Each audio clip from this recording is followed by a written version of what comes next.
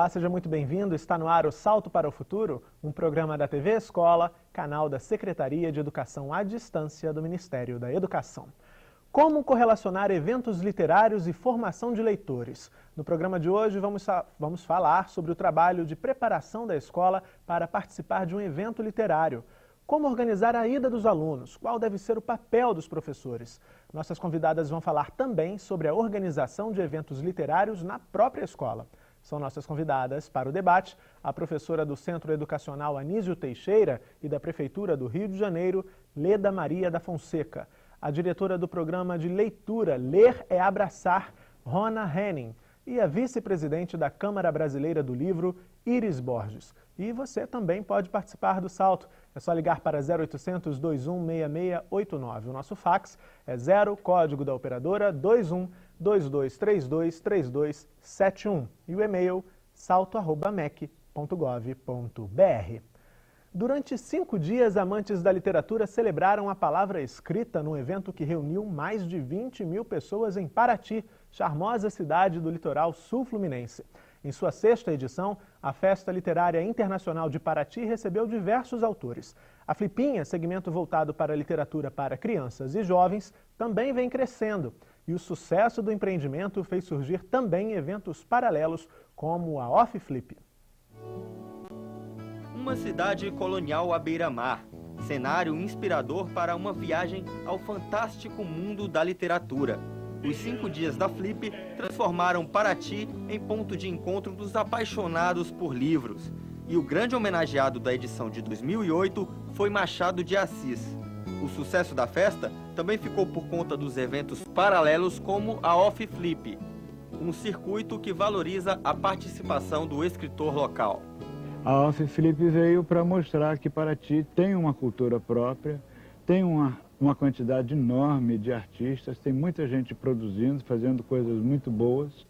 Atividades culturais como a Orquestra de Birimbaus fizeram parte da programação da Off Flip. O evento contou também com a homenagem ao cronista Jorginho Miguel, escritor paratiense que fez dos causos sobre a cidade a sua fonte de inspiração. Emocionante você ver o teu trabalho ser reconhecido. E o pessoal da Off, realmente, esse pessoal é uns guerreiros, sabe? O pessoal uns anjos que valoriza a cultura da gente, o pessoal autor local. A Festa Literária de Paraty tem uma programação específica para a garotada. Desde a edição de 2004, a Flipinha reúne autores de livros infantis e mobiliza professores, alunos e comunidade. A inserção das crianças nesse universo lúdico, através de um evento específico para elas, é muito bom, porque às vezes você vê só os pais, os adultos, num evento literário, as pessoas que têm interesse por esse mundo, e as crianças ficavam um pouco alijadas. Agora com a Flipinha não. Isso é ótimo para elas. A Júlia está começando a ler agora, né? Então a gente sentou ali vendo um mundo, né, se abrindo com os livros, né? Aí eu acho muito importante. Enquanto está tendo a Flip lá, onde os adultos estão debatendo, as crianças também têm o seu espaço. A gente não pode esquecer que aquele público de lá é alimentado por esse daqui, né? Começa aqui para depois chegar lá. Ao longo do ano, professores e alunos de diversas localidades de Paraty trabalham com leituras e preparam apresentações especiais. A Flipinha, ela é um momento de festividade, de tudo que acontece ao longo do ano. É um momento que os professores trabalharam, que eles podem mostrar aquilo que fizeram. É um momento que nós trazemos os autores para eles poderem confraternizar com os nossos alunos, para que os nossos alunos bebam daquela fonte, para que depois de beber daquela fonte, saiam de lá muito mais estimulados com a leitura. O contato com os livros, os autores, principalmente eles estando ali participando do evento, né? Esse primeiro contato é primordial para a formação deles, né? Que vai desencadear uma série de outros processos. Bom, a gente começa a trabalhar no início do ano. Nós temos um material que se chama Manual de Participação da Flipinha. Distribuímos a todos os professores a partir desse manual, que contém informações sobre o autor homenageado, algumas sugestões de atividades. Os professores começam a trabalhar isso, começam as leituras, começam a despertar isso com os alunos. Um dos fatores do sucesso da Flipinha é a sintonia entre a organização da festa e as escolas. Um trabalho que começa bem antes do evento. Esse contato com as escolas é muito estreito, nós organizamos encontros com as escolas, eu vou às escolas, levo a programação e, além disso, eu tenho preparado todo o acervo. Então, nós disponibilizamos os livros, os professores vêm aqui, pegam esses livros para os alunos, leem esses livros e preparam os alunos para os encontros com a Flipinha. A literatura aqui é a grande vedete. E isso também funciona como estímulo para a leitura, sem dúvida nenhuma.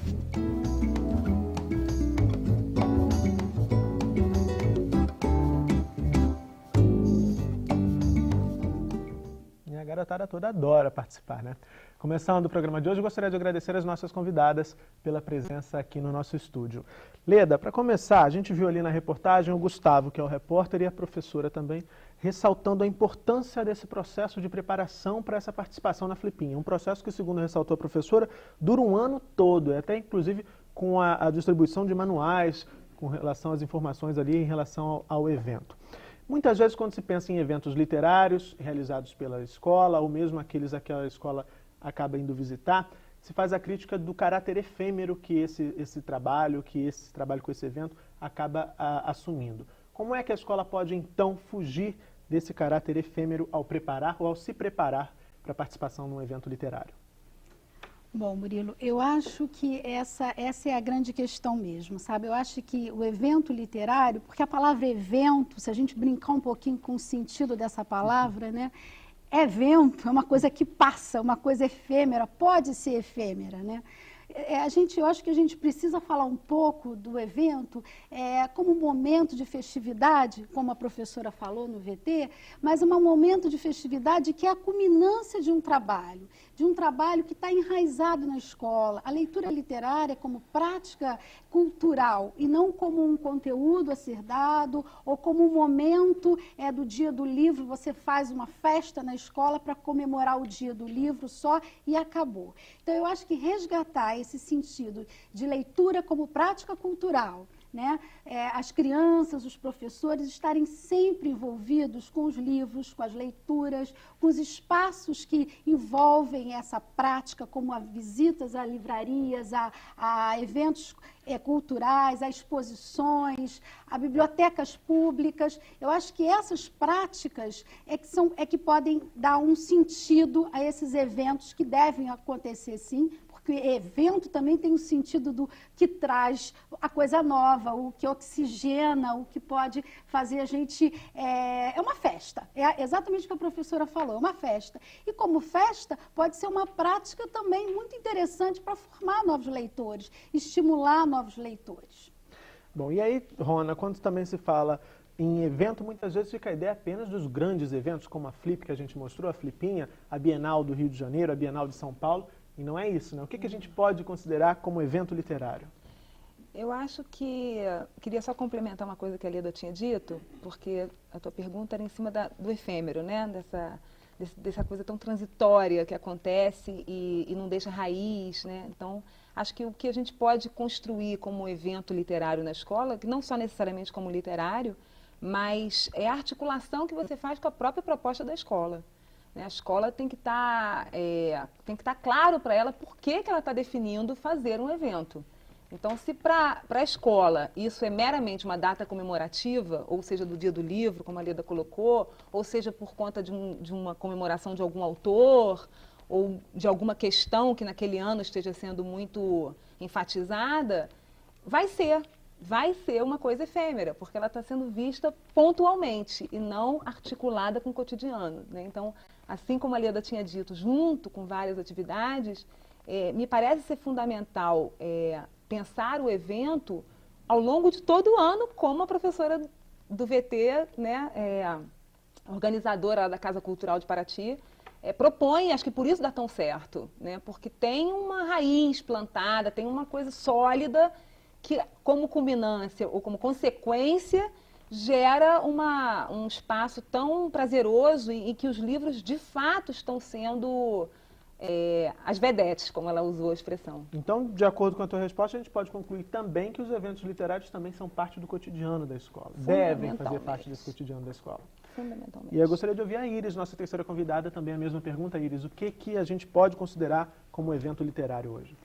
Então, nós temos, você já falou alguns, né? Bienais de livros, uma festa como a de Paraty ou a da Fliporto, que é de Porto de Galinhas. Agora vai ter a Floresta lá em Manaus, né? Coisa maravilhosa. A gente pode ter uma jornada pedagógica como a de Passo Fundo.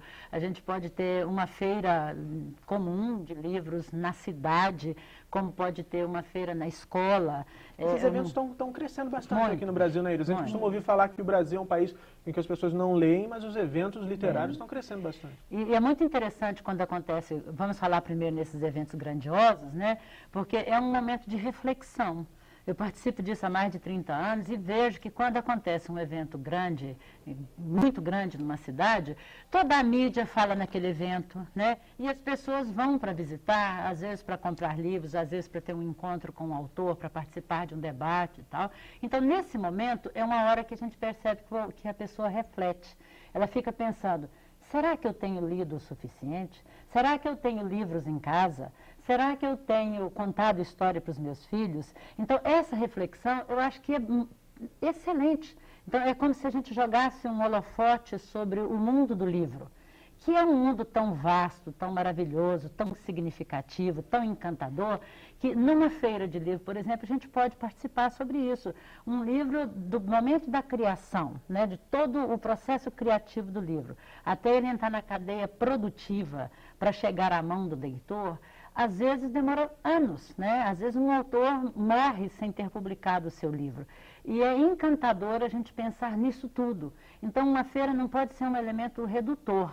Ela precisa, sim, como a Rona falou e como Leda falou, que seja contextualizado. Mesmo uma feira grande, como uma Bienal ou como uma Festa de Paraty, por que o sucesso da Festa de Paraty? Porque ela é totalmente contextualizada, né? A gente está lá, à noite a música é um jazz maravilhoso, né? A comida é maravilhosa, toda a parte de artes plásticas da cidade, as exposições, o cenário é perfeito, o passeio de barco é encantador, e as árvores caindo, livros dependurados, né? Uma imagem de uma pessoa que faz mímica, sendo o Machado de Assis, como a gente viu no VT. Então, tudo isso é que traz o encantamento. A compra do livro é uma decorrência natural, a paixão que é despertada por a gente entrar no mundo do livro. E aí, Leda, a Iris terminou a resposta falando de paixão, e aí eu te pergunto, como é que essa paixão despertada nesses eventos podem contribuir, estão relacionados à formação de novos leitores?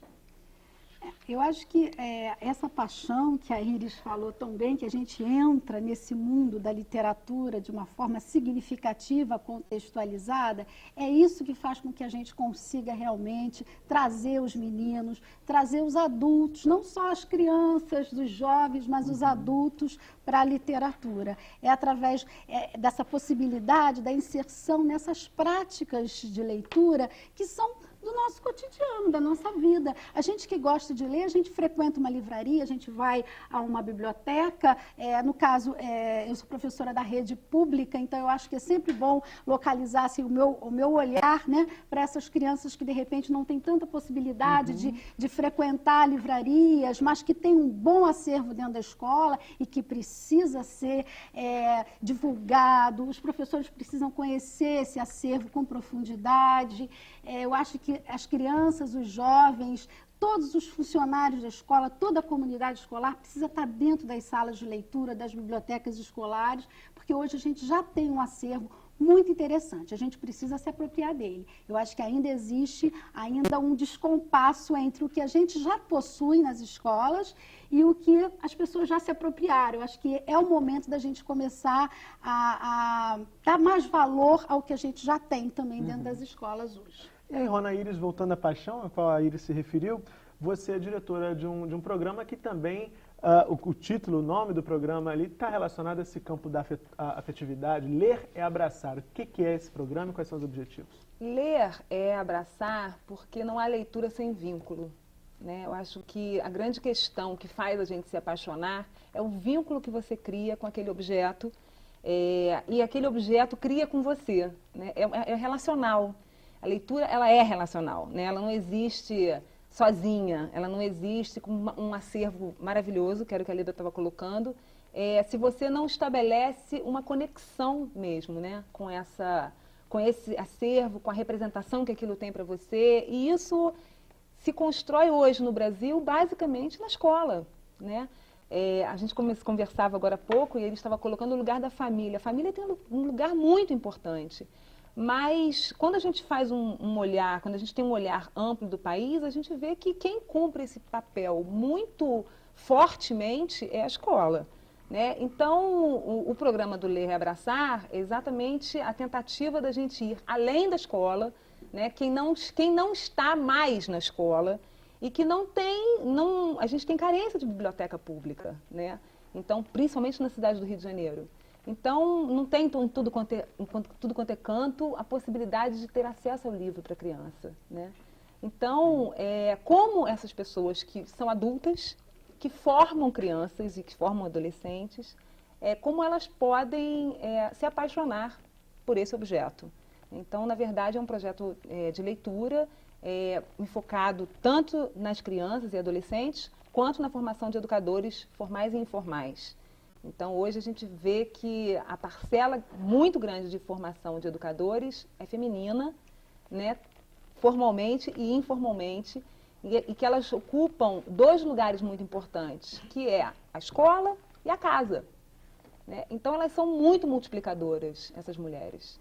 E aí eu queria te ouvir, Iris, a respeito também do papel da família na formação de novos leitores. Muitas vezes a escola fica contando com essa contrapartida, com esse incentivo familiar, e a família fica esperando que apenas a escola desempenhe esse papel aí na formação de leitores. Como é que você se posiciona diante disso? Para fazer uma pequena introdução, em 2000 e agora em 2007, nós tivemos a pesquisa Retratos de Leitura no país, né, no Brasil.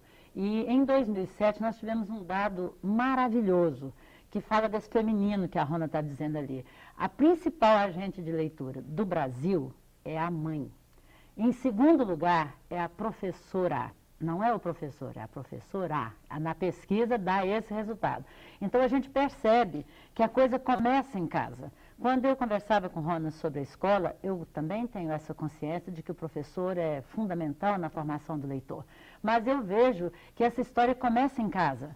Porque é de pequeno, né, que se faz o leitor. É fundamental que se conte história para crianças pequenas, que se leia em voz alta, que se comente os livros que a gente gosta mais. Eu li um livro que é a tua cara. Puxa, a gente fica doido para saber o que é isso, né, que está querendo dizer da minha cara.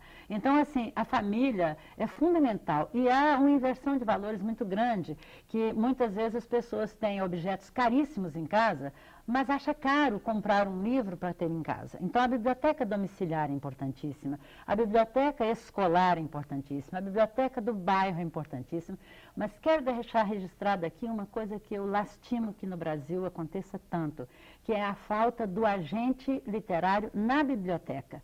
Então, assim, a biblioteca escolar, ou a biblioteca de bairro, ou a biblioteca pública, se não tiver o dinamizador de leitura, se não tiver aquela pessoa que faça com que a gente fique instigado a ir até o livro, a gente nem sempre consegue o resultado. Porque a gente ainda não é um país de leitores, né? Apenas 20% dos brasileiros leem por si, vão ao livro por si. Isso, para mim, é um leitor. É quem ele mesmo vai atrás do livro, né? Não ler porque alguém pediu ou que alguém indicou. Então, falta esse apelo para que haja mais agentes de leitura nas nossas bibliotecas. Ok, no próximo bloco vamos acompanhar um ciclo de debates sobre Machado de Assis. Salto para o Futuro volta já.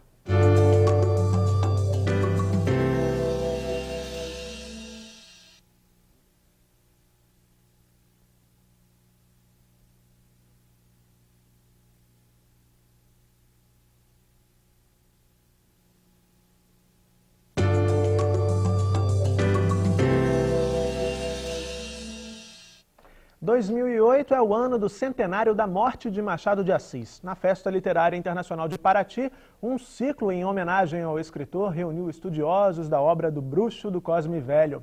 No evento destinado a professores da rede pública de ensino da cidade, o papel da literatura de Machado na formação de leitores também foi alvo de debates. Veja na reportagem. No final do mês de maio, a Casa de Cultura de Paraty abrigou o Ciclo Machado de Assis, uma série de debates em torno da obra do fundador da Academia Brasileira de Letras. Na plateia, professores de Paraty compartilharam visões sobre a obra do escritor. Então, o que faz um evento? O evento alardeia, o evento divulga e sopra no vento algumas sementes para ver que se de repente, se a gente encontra 2, 3, 4, 2 meninos, 2 professores novos que nunca viram Machado, pelo menos criar um movimento de aproximação. O que nos une aqui é essa situação absolutamente privilegiada de sentir um tipo de emoção sofisticadíssima, que é a emoção da realização literária, da realização estética, da realização artística. É importante para que a gente possa conhecer a fundo quem era de fato Machado de Assis, para estar levando para as crianças com mais segurança. Durante a palestra, professores discutiram o legado da obra de Machado de Assis. Eles destacaram a importância da aproximação entre o leitor e o texto de Machado. Para isso, segundo eles, é necessário fazer Machado de Assis existir, sair da prateleira, sair do pedestal. Então, eu penso que a fundação principal desse tipo de movimento, como é esse da Ciranda de Paraty, é principalmente fazer, olha, Machado de Assis pode estar à mão de colher, Machado de Assis pode estar à mão do teu entendimento, você pode entrar por onde você quiser, né? Pode entrar pelo conto, pode entrar pela poesia, pode entrar pelo romance, pode entrar até pela telenovela, pode entrar pelo cinema, mas Machado de Assis tem que ter uma presença, ele tem que ganhar realidade, ele tem que ganhar encarnação. Eu acho, sobretudo, a rapaziadinha aprender a não ler com o olho, assim, tipo, como quem lê ajoelhado diante de estátua, porque é Machado, porque é Shakespeare. Eu acho essa atitude reverencial, um pouco servil, essa eu acho não forma bons leitores. Para os especialistas, a leitura crítica dos textos de Machado é um importante passo para compreender a obra do escritor. Machado, na verdade, não influenciou pessoas, a gente está toda hora influenciando Machado na medida em que ele está sendo convocado aqui, e convocado por uma troca de olhares, convocado por uma lembrança. Você leu aquele romance, você viu aquela crônica, você sentiu a mesma coisa que eu senti, conflito de interpretações, não, eu não vi assim. É nessa riqueza que não só eu confirmo essa genialidade do Machado, como eu também vou confirmando vou insistir nessa ideia, essa minha disposição para o fingimento. A ideia dessa semana, desses dias que a gente está discutindo o Machado, era justamente tirar a ideia de que não só a vida como ela é complexa e difícil de traduzir e intraduzível, como um Machado, o Machado. Não existe o Machado de Assis. E a ideia que a gente quer trazer exatamente é essa, quer dizer, só tem graça a gente lidar com a literatura se a gente puder tomar conta dela, se a gente puder fazer dela o que a gente quiser. Em um evento como esse, né, falando desse maravilhoso escritor, desse eterno escritor, só traz uma nova oportunidade, né, que a escola tem de dentro da escola organizar oficinas, como um evento desse, dentro da escola, para formar novos leitores.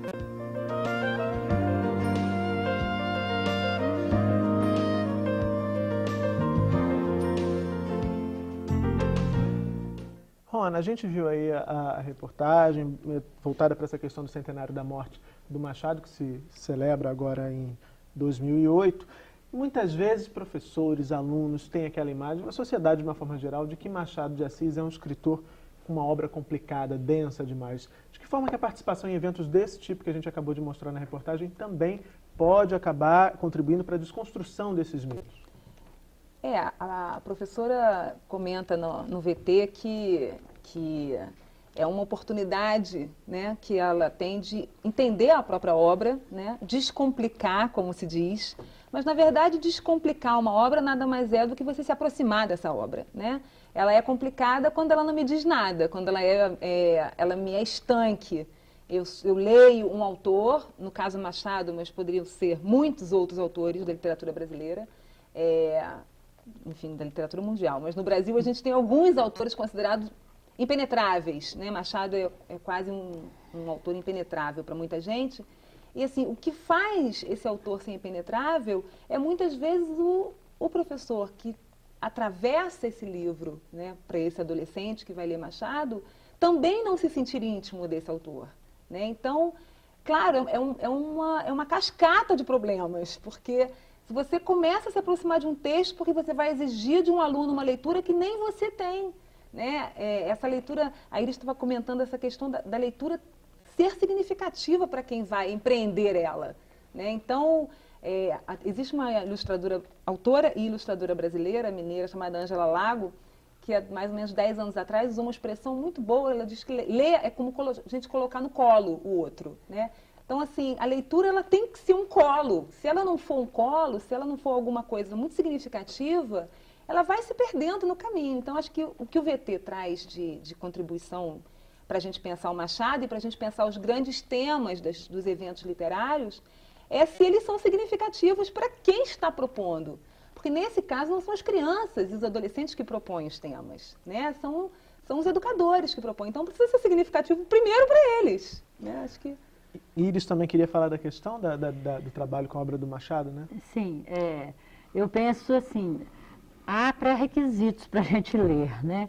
Se a pessoa não está preparada para ler uma literatura mais hermética, mais profunda, com um vocabulário, numa época diferenciada, a pessoa pode se assustar com aquilo e não encontrar prazer, né? A pessoa é preciso crescer na leitura para chegar lá. Então, aquilo que nos encanta, às vezes um Machado pode encantar uma pessoa que está numa 4ª série do ensino fundamental, um 5º ano. Por quê? Porque essa pessoa já está madura o suficiente para absorver. E também como é feita a apresentação. Se a pessoa chega e diz, olha, aqui você tem um Machado, eu quero que você leia para daqui uma semana.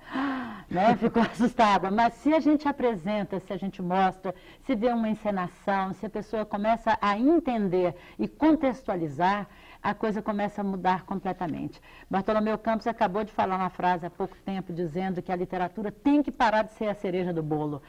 A literatura precisa entrar na massa da escola, na massa da nossa vida, participar do nosso cotidiano. Então, Machado chegará o momento dele e das pessoas se encantarem com ele. Posso fazer um comentário? Sim, à vontade. Eu acho que cabe ao professor, ele precisa conhecer muito, como a Rona disse, para saber exatamente que tipo de texto ele vai oferecer para o seu grupo de alunos, né? Eu acho que a gente tem que conhecer muito para poder selecionar e ter clareza na hora de oferecer um texto. Eu acho que as crônicas do Machado, os contos do Machado, são textos que a gente tem que conhecer muito bem. Eu estou falando principalmente porque nós estamos aqui falando para professores do ensino fundamental. Então, eu acho que as crônicas pode ser uma aproximação interessante. Existem crônicas engraçadíssimas, com humor, sobre o bonde, como comportar-se no bonde, por exemplo, que eu acabo de ler com os meus alunos na escola da rede pública. E eu acho que é perfeitamente possível deles entrarem naquele mundo do Machado e a gente conversar sobre a linguagem. É diferente da nossa, sim, mas em que a gente, o que isso contribui para a gente compreender um outro tempo. Eu acho que é importante eles compreenderem a dimensão da obra no tempo em que ela foi escrita também. Então, eu acho que a mediação do professor é fundamental. E só pode mediar quem conhece. Bom, e aí um recado para o professor. Você conhece a produção poética do Machado de Assis? Se não conhece, fique ligado aqui na TV Escola, que em outubro vem aí a 5ª Semana da Poesia. E vai ter muita poesia de escolas, inclusive de todo o país, pintando aqui na telinha da TV Escola. Recebemos a primeira pergunta do programa de hoje. A pergunta foi enviada pela Maria José Barreto, de Bacabal, no Maranhão. Obrigado, Maria José, pela participação. E ela quer saber, Rona, como a escola deve se preparar para promover um evento cultural em que os docentes e discentes possam participar, a fim de adquirir experiências e se enriquecer. Bom, Maria José, eu acho que a gente, na verdade, está tentando construir aqui pré-requisitos, como disse a Isis.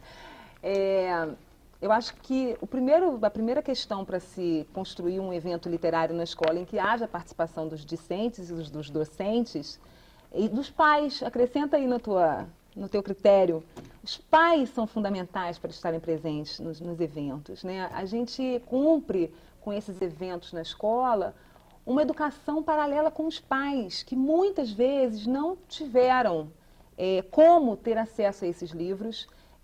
Eles não são muito antigos no Brasil, essa literatura pela infância é jovem. Então, muitos pais não têm a intimidade que muitas vezes as crianças têm.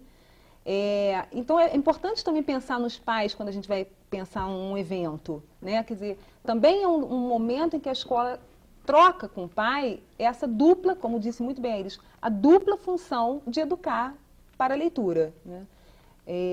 Então, acho que esse é um primeiro critério. Ela faz uma primeira pergunta. Não, ela diz que como é que a escola pode preparar um evento, promover um evento cultural, se preparar, aliás, para promover um evento cultural em que os docentes e discentes possam participar. Tá, então, e a outra questão que eu acho que é importante ressaltar é para que você vai fazer um evento literário? Quer dizer, qual é o objetivo dessa escola? Que metas você tem?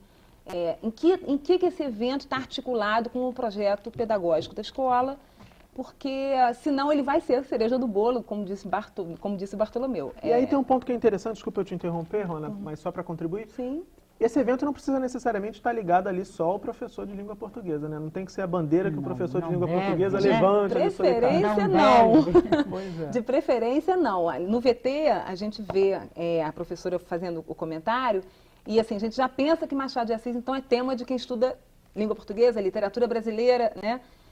E não é. A leitura ela não tem caixinha de conhecimento específico, né? Então, a palavra nos é unificadora para todos, né? Para todas as áreas do conhecimento. Então, acho que, ao contrário de pensar ela segmentado, ao contrário, a tentativa de unir. Acho que a contribuição que o Bartolomeu traz com a ideia de fazer parte da massa, né? É fazer parte do coletivo da escola, né? Que vai da educação infantil ao ensino médio, né? É botar a batedeira da escola para funcionar. Né? Com certeza. Eu acho que essa ideia do evento escolar, do evento literário na escola, tem uma questão que sempre a gente pensa num evento voltado para a criança, para o aluno, tá? E eu acho que a gente às vezes pensa pouco no evento voltado para a formação do professor. O evento também deve servir para isso. Deve ser um momento em que o professor esteja vivenciando práticas de leitura, compartilhando as leituras com os seus pares. Então, quando a gente pensar num evento, eu acho que a gente tem que pensar em atividades, em situações de leitura que todos os pais, então a gente não pode oferecer só oficinas para as crianças, já que a gente vai ter pai e professor ali, o professor tem que estar ali também como leitor, para ser formado como leitor também continuamente. Eu acho que o evento pode acontecer, pode ser previsto isso também. Recebemos mais uma pergunta, Iris. Essa foi enviada pela Helena Vieira, de Resende, aqui no estado do Rio de Janeiro. Helena, obrigado pela participação. Ela quer saber se há problema em fazer feiras de livros nas escolas públicas, feiras aí prevendo a venda de livros. E se vocês também indicariam outras atividades literárias nas escolas, além dessas feiras. Eu não acho que haja problema em realizar a feira, principalmente se ela estiver dentro desses princípios que nós estamos debatendo aqui. É diferente de imaginar um balcão apenas para vender os livros. Nós estamos falando de um evento literário, cuja decorrência seria a compra de livros para enriquecer um acervo na escola ou na própria casa dos nossos alunos. A pergunta anterior, casada com essa, fala como preparar um evento, né? Então, a escola precisa primeiro planejar, né? Temos o ano letivo, quando é que nós teremos a nossa feira? Se for no segundo semestre, por volta de meados de agosto, desde o começo do ano é importante que vá se fazendo atividades de preparação mesmo, de planejamento, de preparação. Nós vamos convidar autores, nós vamos fazer apresentação, isso vai ser uma culminância, nós vamos ter uma exposição, outros livros serão lidos antes, né? Nós vamos conversar com os nossos alunos, como é que será a participação deles. Se houver venda, também haver a preparação, porque é importante olhar esse lado. Eu sou livreira, eu sou distribuidora de livros, que quando um livreiro vai levar os livros para vender numa escola, ele não pega uma montanha de livros quaisquer, né, e leva para a escola.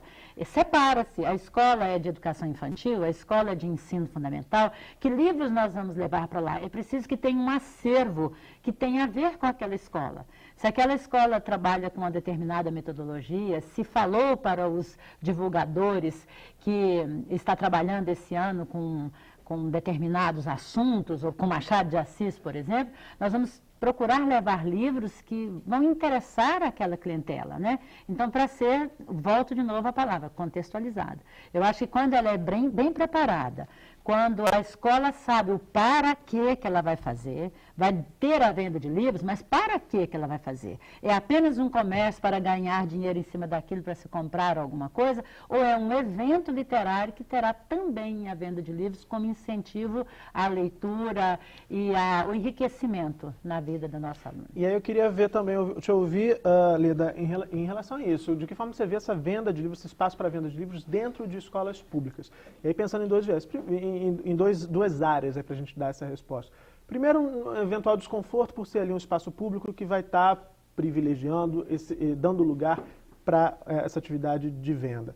E segundo também, os critérios que essa escola pode adotar na seleção desses livros que vão estar ali expostos e também caminhos, né? Às vezes a escola pode pensar assim, mas eu não conheço um livreiro, eu não sei que tipo de parceria eu posso estar estabelecendo para implementar essa feira aqui dentro. Como é que você pode responder?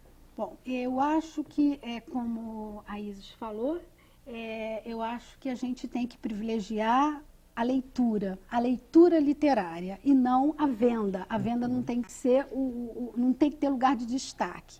Eu acho que nós temos hoje, volto a afirmar isso, enfatizar que nós temos bons livros nas escolas públicas do Brasil, que são enviados pelo Programa Nacional Biblioteca Escolar, livros selecionados por especialistas em literatura, e eu acho que esse acervo precisa circular na comunidade escolar.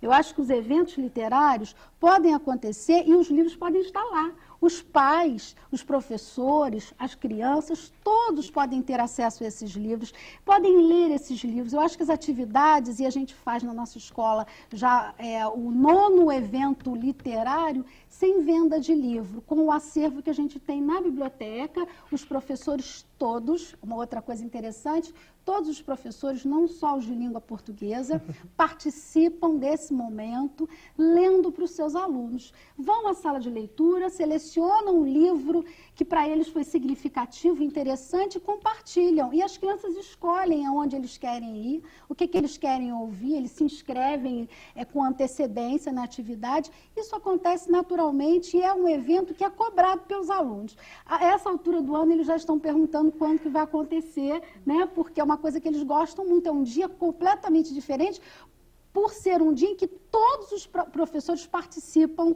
desse momento de leitura. Eu acho que a seleção do material que vai ser, se for vendido na escola, eu acho que a gente tem que brigar pela qualidade. E aí, nem todas as crianças podem comprar esses livros. Para mim, essa é a grande questão, tá? Eu acho que na escola pública a gente tem uma questão que nem todos podem comprar. E aí, como é que a gente faz? Então, eu fico sempre um pouquinho preocupada com essa questão da venda de livros. Eu acho que as escolas, sim, todas as escolas públicas recebem verba do governo federal, né, que podem comprar livros. E eu acho que isso pode ser organizado dentro da escola e as escolas comprarem. Depois do intervalo, a gente vai continuar o debate sobre a escola e os eventos literários. Daqui a pouco a gente volta com o Salto para o Futuro.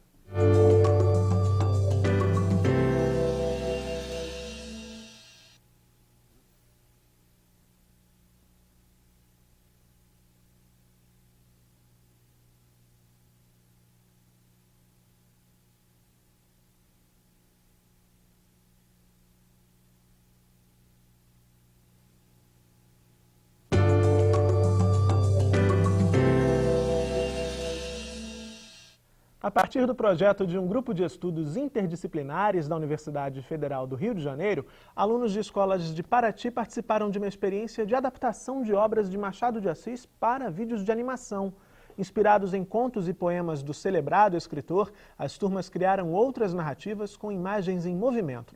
O resultado a gente confere na reportagem. Em sala de aula, grupos se reúnem para a leitura dos textos. É a primeira etapa da oficina de animação, que conta com a participação de várias escolas de Paraty. O projeto surgiu a partir de um grupo de estudos interdisciplinares da Universidade Federal do Rio de Janeiro. A gente aqui na universidade, na Faculdade de Letras, estamos formando um grupo que chama GRIP, Grupo Interdisciplinar de Projetos Educacionais, que visa justamente produzir essas experiências. A gente reúne alunos de belas artes, alunos da música, alunos de letras, da comunicação. Um dos objetivos da oficina é disponibilizar aos alunos o acesso a recursos e técnicas para a criação de vídeos. Além das técnicas de manipulação direta e boneco de mão fantasma, a gente pode estar aqui trabalhando com colagens, massinha, e nessas técnicas a gente usa fotografia. Nos bonecos manipulados, a gente vai usar diretamente o vídeo. E aí a gente vai escolher cada técnica de acordo com o roteiro e a vontade de cada um, certo? A gente precisa construir novas pontes na relação dos alunos com o texto literário. E hoje a gente sabe que essas pontes são construídas principalmente através da imagem. Esses alunos são formados pela televisão, pelo cinema. A seleção dos textos a serem adaptados contou com o apoio dos integrantes do grupo interdisciplinar da UFRJ. O primeiro critério foi que os textos fossem imagéticos, textos que fossem fáceis de estar trabalhando a animação. E aí, com a ajuda delas, lógico, das professoras, foi mais fácil, que elas, não, tem um texto que é assim, que dá para fazer, que é um bichinho, que é... E assim a gente escolheu. A gente não precisa estar ilustrando o que está dito. A gente tem que entender a moral da história e pode estar recriando essa história, mas passando a mesma mensagem. E aqui o que eles fizeram muito foi isso. Quase nenhum grupo chegou a usar os mesmos elementos que estão no texto. Essa coisa de transformar o texto em imagem, transformar a mensagem do texto, a mensagem do Machado em imagem, usando animação, automaticamente eles vão estar aprendendo mais sobre o texto, eles vão estar sabendo mais sobre o Machado, eles vão estar interiorizando mais a história, porque eles vão estar trabalhando com elas, eles vão estar fazendo, eles vão estar brincando de fazer essa história, eles estão recontando a história. Ao longo da semana, os alunos trabalharam as várias etapas de construção do vídeo, como a criação do roteiro, a montagem e a edição. Depois de 5 dias de muito trabalho, é hora de conferir os vídeos de animação inspirados em obras de Machado de Assis. Depois do vídeo pronto, falei, não parece que foi a gente que fez, porque na hora foi muito trabalhoso, deu um trabalho. Foi uma emoção como se eu nunca fiz assim, né? Uma coisa assim e alguma coisa que partiu da sua imaginação. Tarefa cumprida, chegou a hora da confraternização. No encerramento do ciclo Machado de Assis, a turma promoveu a primeira exibição dos vídeos. Eu queria ser igual a você, sabia? Eu também queria ser igual a você. Tive uma ideia. Qual? Que tal você me ensinar a voar e eu te ensinar a nadar? Que legal. Eu adorei a sua ideia. Que dia pode ser? Deixa eu pensar. Amanhã de manhã o sol vai estar bem quente. O que você acha? Legal. Amanhã então eu venho aqui. Durante a flipinha, os participantes puderam conferir o resultado da oficina. Um saldo bastante positivo, né? Porque valoriza muito o trabalho dele, eles se veem ali representados e vê uma obra que eles mesmos construíram, que eles mesmos editaram. Isso é muito bom para a autoestima do aluno. Antes desse projeto, eu não conhecia muito esses textos, apesar que eu gosto muito de ler, mas não tinha muita afinidade com esses textos. E depois eu fiquei até assim mais íntima do Machado. Tá vendo só? Intimidade com o Machado. Rona, aí tem uma questão importante, que é da ilustração. Na proposta pedagógica do boletim, a consultora Ana Cláudia Ramos fala do ilustrador como um autor. Queria que você falasse como é que você vê também o papel do ilustrador aí. Eu acho que esse VT traz muito a riqueza da imagem, né? Como a professora do grupo GRIP, lá da UFRJ, está colocando. E como é que essa imagem, ela é texto, né? Ela não é texto por palavra, mas ela é texto imagético, né?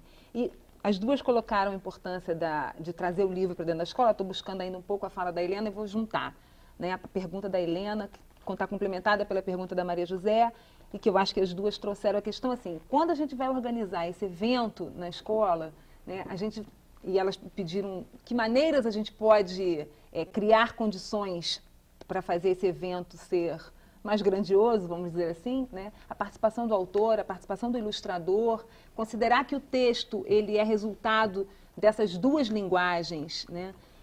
Eu vejo a questão da ilustração muito necessário que a gente correlacione, né, a linguagem da plástica com a linguagem da palavra, porque muitas vezes isso fica mero recurso. A área da educação ainda tem um pouco a resistência em trazer a imagem como parte dessa linguagem do livro hoje ilustrado, né? A gente estava falando do Machado de Assis, e é crescente no mercado editorial no Brasil os textos ditos para jovens estarem sendo ilustrados.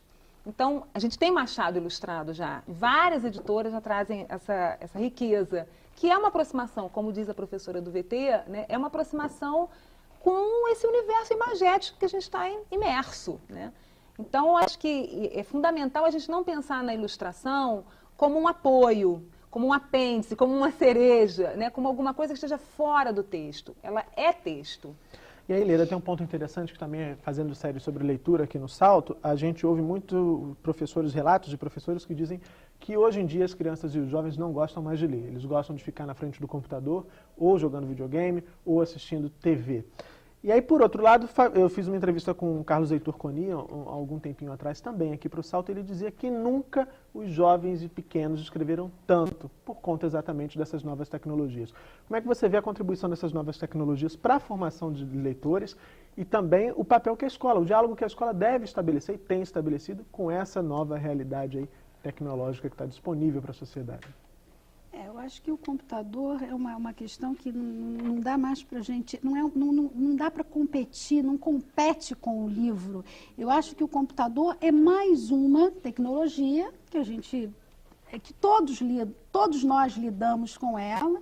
Eu acho que os jovens lidam muito bem. Eu acho que a literatura, criar jornais literários no computador, fazer comentários sobre os livros que eles estão lendo e criar páginas na internet sobre os personagens que eles adoram.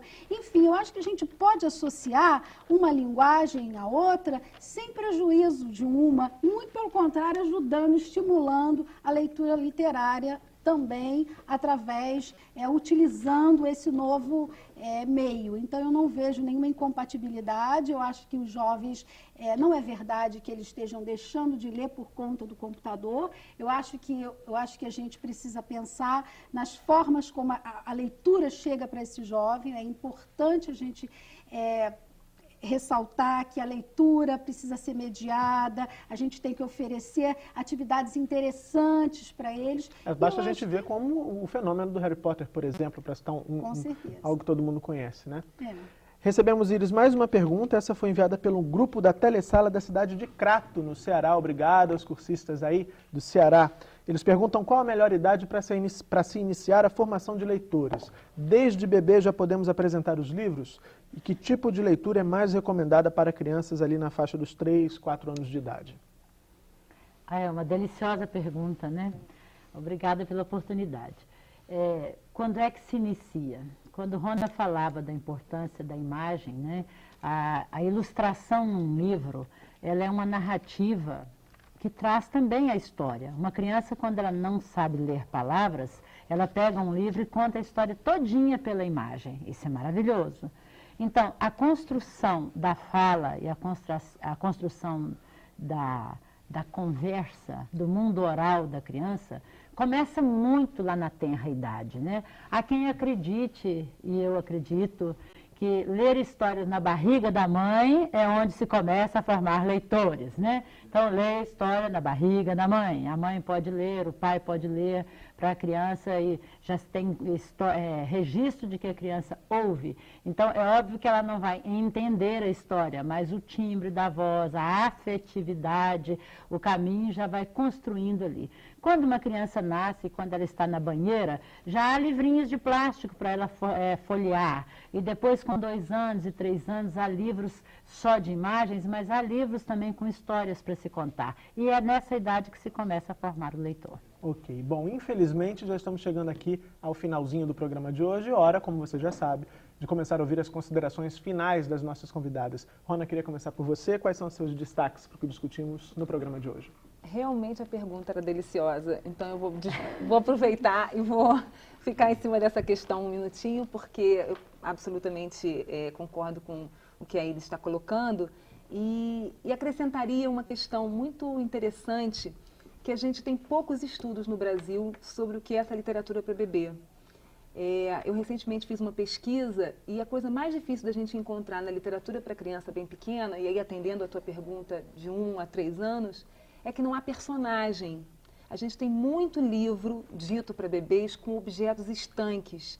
E exatamente o que encanta nessa literatura para crianças bem pequenas, e inclusive quando estão na barriga, é a narrativa. Não existe narrativa sem personagem, né? Você precisa da historinha, e essa historinha é composta por personagens.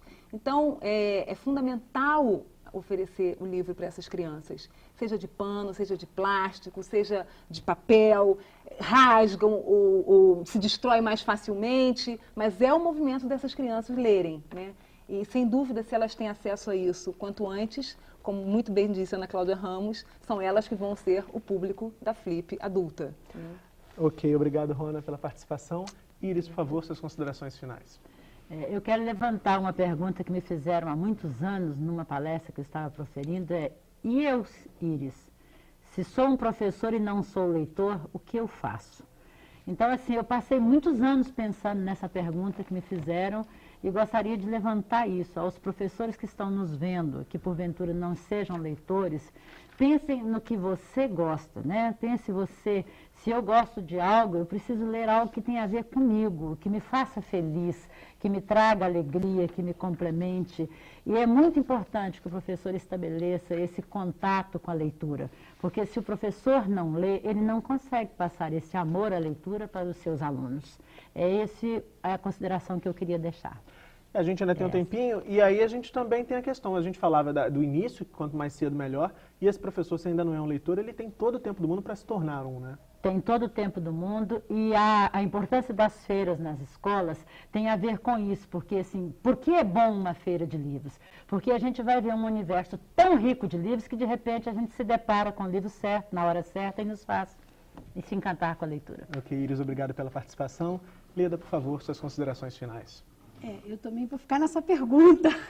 Eu acho que é muito boa mesmo. Eu concordo plenamente que quanto mais cedo, melhor.